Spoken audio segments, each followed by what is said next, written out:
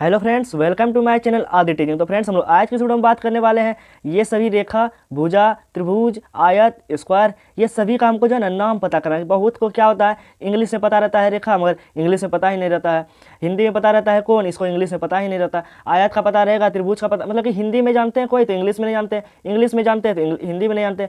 आज हम इसी सब के बारे में हम लोग इस वीडियो में बात करने वाले हैं। इसमें जो है ना इंग्लिश हिंदी हम दोनों बताएंगे, और जो है इसमें और हम एक चीज़ की परिभाषा भी बताते चलेंगे। तो सिंपली फ्रेंड्स, ये वीडियो का छोड़ना नहीं है, मतलब स्किप नहीं करना है, टोटल देखना है। जब और लास्ट में जो है ना बहुत ही मेन चीज़ हम आपको बताने वाले हैं करने के लिए, मतलब कैसे बनाए उसे तो हम अभी नहीं बताएंगे आपको, मैं लास्ट में जरूर ही हम उसे बताएंगे। तो सिंपली फ्रेंड्स अंत तक बने रहें, जो कि अच्छे से आप इसे समझ सकें कि मतलब रेखा को क्या कहते हैं, मतलब सरल रेखा को क्या कहते हैं, कौन को क्या कहते हैं, इसे मतलब क्या कहते हैं, सबके बारे में हम लोग इस वीडियो में बात करना है। तो सिंपली फ्रेंड्स अंत तक बने रहे। आप मेरे चैनल पर नए आए तो प्लीज़ चैनल को लाइक एंड सब्सक्राइब कर दें। तो सिंपली फ्रेंड्स चलिए शुरू करते हैं। अब यहाँ पर देखिए सबसे पहले क्या है, हमें यहाँ पर है सबसे पहले क्या है, रेखा। ये हमारा सरल रेखा हो गया, तो इसे हमें लिखना है सरल रेखा। जैसे भी सीधा लाइन चले जाए, जैसे यहाँ सीधा हो गया कुछ भी, तो उसे हमें क्या करना है, सरल रेखा मान लेना है। तो हमें इसे क्या करना है, सरल रेखा, सरल रेखा, ये समझ गए। अब इसे इंग्लिश में क्या कहते हैं ये भी जानना है, ठीक है ना। ये भी यही चीज़ जो है ना सभी कोई नहीं जानता है, इसे ही हम लोग को जानना है। तो इसे कहते हैं हम लोग स्ट्रेट लाइन। क्या कहते हैं, स्ट्रेट लाइन। इसका स्पेलिंग देखिए, STRAIGHT, straight, LINE, straight line. इतना हमारा हो गया ये पहला।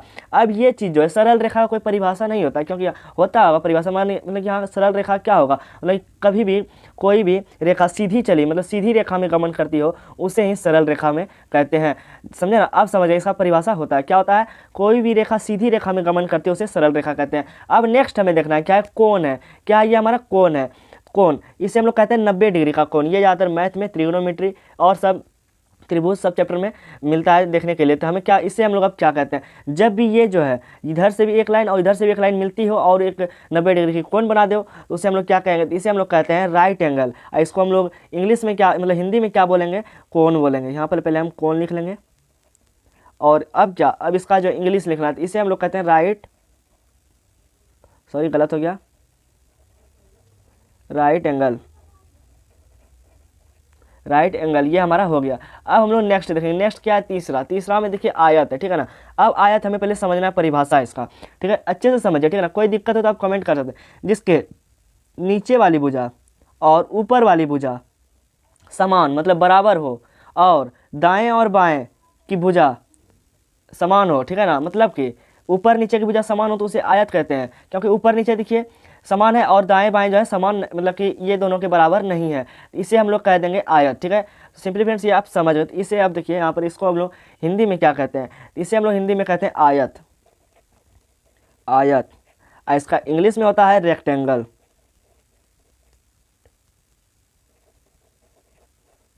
रेक्टेंगल। सिंपली आप बहुत ही अच्छे से समझ जाएंगे। अब हमें चौथा देखना है। यहाँ पर अब चौथा देखिए क्या बोल रहा है, स्क्वायर। इसे हम लोग कहते हैं स्क्वायर। इसका परिभाषा क्या है, जिसकी चारों भुजा, ये भुजा, ये भुजा, ये भुजा और ये वाले भुजा बराबर हो उसे आयत कहते हैं। तो समझ गए, जिसकी मतलब चारों भुजा समान हो उसे आयत कहते हैं। इसे हमें नहीं, वर्ग कहते हैं, सॉरी वर्ग कहते हैं। जिसकी चारों भुजा बराबर हो उसे वर्ग कहते हैं। यहाँ पर हमें लिखना है वर्ग, ठीक है। अब इसका इंग्लिश होता है स्क्वायर, होता है स्क्वायर, होता है क्या होता है, स्क्वायर। ये अंडरलाइन आपको नहीं देना, ठीक है ना। अब ये त्रिभुज देखेंगे। अब यहाँ पर तीन भुजा से घिरी बंद आकृति को, क्या, तीन भुजा से घिरी बंद आकृति को हमें क्या कहते हैं, त्रिभुज, ठीक है, त्रिभुज। इसे हिंदी में हम लोग कहते हैं त्रिभुज, और इंग्लिश में हमें कहते हैं इसे क्या कहते हैं, इसे हम लोग इंग्लिश में कहते हैं ट्रायंगल, ट्रायंगल। चलिए इतना हो गया। अब हम लोग शंकु को देखेंगे। इसका डिफिनेशन ज़्यादातर नहीं जानते, तो इसका डिफिनेशन हम लोग देखेंगे। इसका डिफिनेशन क्या है ये भी देखेंगे। मतलब कि इसका डिफिनेशन होता है किसी समकोण त्रिभुज, ठीक है ना, किसी समकोण त्रिभुज पे, मतलब यहाँ पर हम कोई 90 डिग्री मतलब 150 रखेंगे और इसे हम चारों बगल घुराएंगे, मतलब रोटेट करेंगे, तो उसे ही हम लोग शंकु कहते हैं, ठीक है ना। मतलब रोटेट करने का ही हम लोग शंकु कहते हैं, समझ गए। अब इसका हम लोग हिंदी में हम लोग इसे क्या कहते हैं, हिंदी में हम इसे कोण कहते हैं। क्या कहते हैं, कोण। और इंग्लिश में हम इसे क्या कहते हैं, इंग्लिश में जो इसका क्या होता है, इंग्लिश में भी इसे हम कोण ही कहते हैं, CONE। चलिए इतना हो गया। अब हम लोग नेक्स्ट देखेंगे। नेक्स्ट देखेंगे हमारा क्या कह रहा है। नेक्स्ट देखिए हमारा यहाँ पर नेक्स्ट क्वेश्चन, थोड़ा सा रुक जाइए। हाँ चलिए नेक्स्ट देखिए हमारा है क्यूब। क्या है? क्यूब। इसे ही हम लोग क्यूब कहते हैं। अब आप लोग बोलिए क्यूब का मतलब कि डेफिनेशन क्या होता है, क्यूब का हम लोग डेफिनेशन भी देखेंगे। तो ये पहले इसे मैं सही कर लेता हूँ। हाँ चलिए, क्यूब का हम लोग अब डेफिनेशन भी देखने वाले हैं। क्यूब का डेफिनेशन क्या है? आयत। इसका मतलब इसे हम लोग क्या कह सकते हैं, देखिए जिस घनाभ की, मतलब घनाभ नहीं, ये हमारा क्या घन है और ये हमारा घनाभ है, ये दोनों का चित्र हम बनाने के लिए आपको हम अच्छे से हम सिखाएंगे, ठीक है ना। इसे हम लोग लास्ट में देखेंगे। इसके देखिए, इसको हम बोलेंगे जिस मतलब घन की चार मतलब सभी भुजा आयत नहीं स्क्वायर से बनी हो, स्क्वायर मतलब वर्ग से बनी हो, उसे ही हम लोग क्या कहते हैं, घन कहते हैं। मतलब जहाँ आयत ये ऊपर वाले चित्र का यहाँ पर हो, मतलब कि ये देखिए हमारा जो बना है स्क्वायर से ही बना है, ठीक ना। तो इसे हम लोग देखेंगे बनाएंगे तब आप लोग अच्छे से आप समझ जाएंगे किससे हम लोग बनाए हैं। इसे हम लोग स्क्वायर से ही बनाए हैं, इसे हम लोग घन कहते हैं। इसको हम लोग इंग्लिश में क्या कहते हैं ये भी देखना है, सबको देखना है। तो CUBE क्यूब कहते हैं, ठीक है, इसे हम लोग क्यूब कहते हैं। अब हम लोग नेक्स्ट देखेंगे। नेक्स्ट क्या है? घनाभ है। इसमें वही होगा जिस घनाभ की प्रत्येक फलक वर्गाकार नहीं, यहाँ पर क्या हो जाएगा, वर्गाकार इसमें होगा, इसमें क्या होगा, आयताकार होती है, घन कहलाती है, मतलब घनाभ कहलाती है। तो इसमें हम लोग क्या लिखेंगे, यहाँ पर हमको लिखना है इसे घनाभ। इसका इंग्लिश जो होता है हमारा क्यूबाइड होता है, CUBI नहीं OID, क्यूबाइड होता है। अब हम लोग सर्किल देखेंगे। सर्किल का मतलब होता है हमारा गोला। इसके हम पहले लिख लेते हैं गोला या फिर वृत्त लिख लेते हैं, वृत्त अच्छा रहेगा। वृत्त इसका इंग्लिश होता है क्या होता है, CIRCLE। सर्किल का मतलब जिसे कि गोल कहते हैं हम लोग, ठीक है। तो चलिए अब हम लोग नेक्स्ट सीखेंगे घन और घनाभ बनाने के लिए। तो चलिए हम दूसरा पेज को ले लेते हैं। चलिए अब यहाँ पर सीखेंगे हम लोग घन और घनाभ बनाने के लिए। यहाँ पर आपको क्या करना है, यहाँ देखिए, यहाँ पर आपको करना क्या है, एक स्क्वायर बनाना है। पहला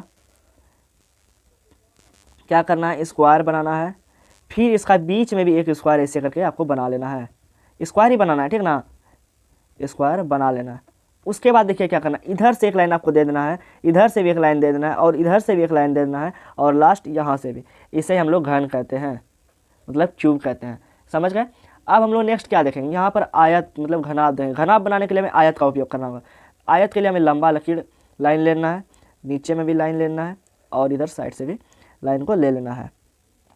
ये हमारा आयत बन गया। क्या बन गया? आयत। अब इसे आयत बनाने के लिए इधर से भी एक लाइन को लेना है लंबा, और इधर से भी, और लास्ट हमें यहाँ पर ये देखिए, ये हमारा घनाभ बन गया। कैसे? ये देखिए, इधर से भी एक लाइन देना है, इधर से भी देना है, और इधर से भी, और लास्ट इधर से भी आपको देना। ये हमारा घनाभ बन गया।